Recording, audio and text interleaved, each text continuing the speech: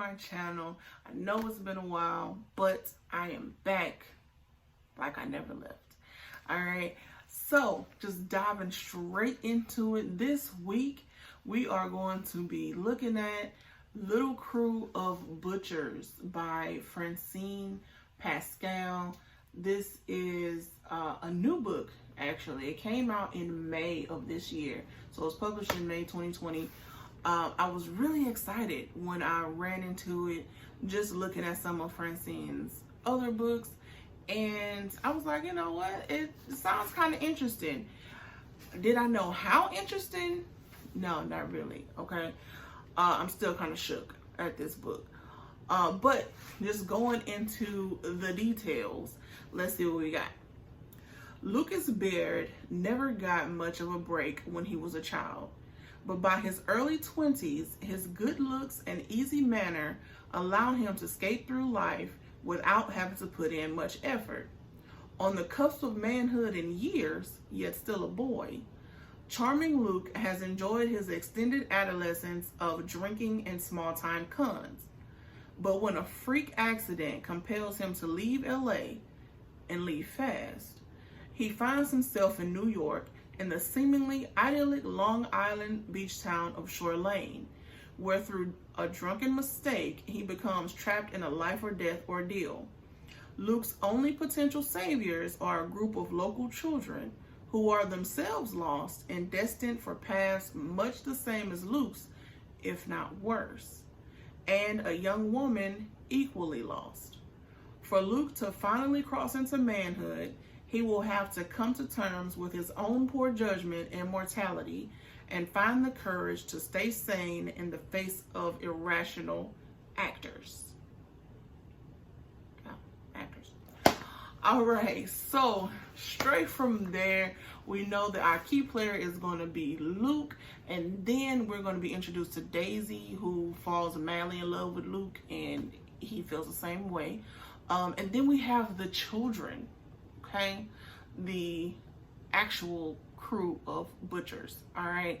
The head of the group is a group of 5 kids, 4 boys and 1 girl. The head bully, his name is Larry, okay?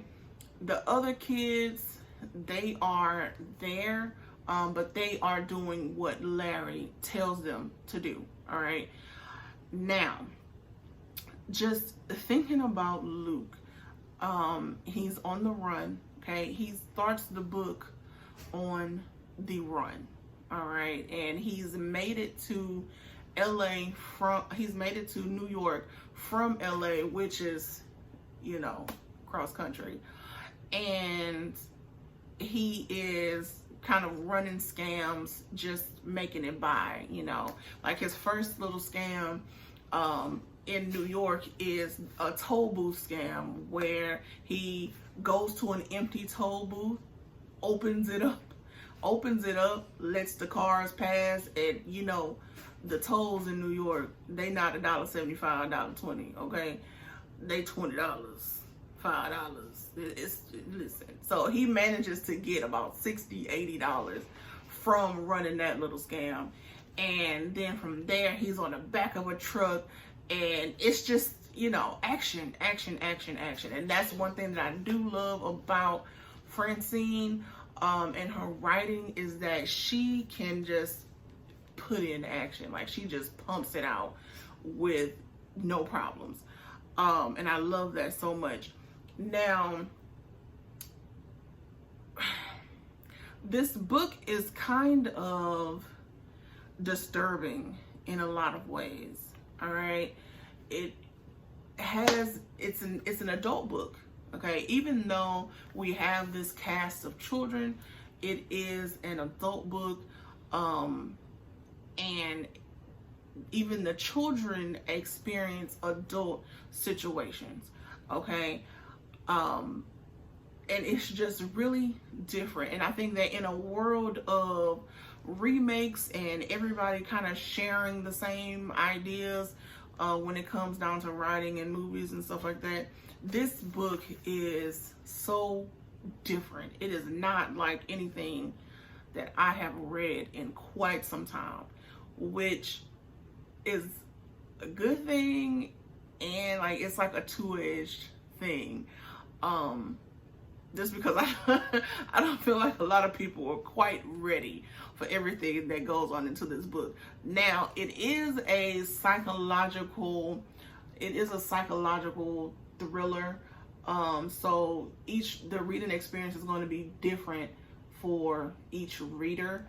And I feel like I should probably read it again just one more time or a couple more times. But for the most part, can I say that it was a great time?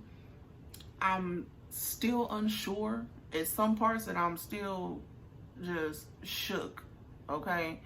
Like, I think I need a group therapy session or something of people who haven't read this book. Because it is that different. It's that different. Now, I don't know. There's so many things that I want to say, but I can't say them. Because, like I said, it's one of those psychological books. So, you just have to go on the ride yourself. I will say that what has him trapped is that he's trapped in a storm drain. Okay. And he's there, and the kids torture him for 4 days. You hear me? 4 days, led by Larry. They beat him, they pee on him. Like, it's a lot of stuff going on. And with that, which is why I kind of love Francine again. Just she's able to write in a way where you are in that storm drain with him, and how you would imagine being trapped in a storm drain, from the rats to the storm.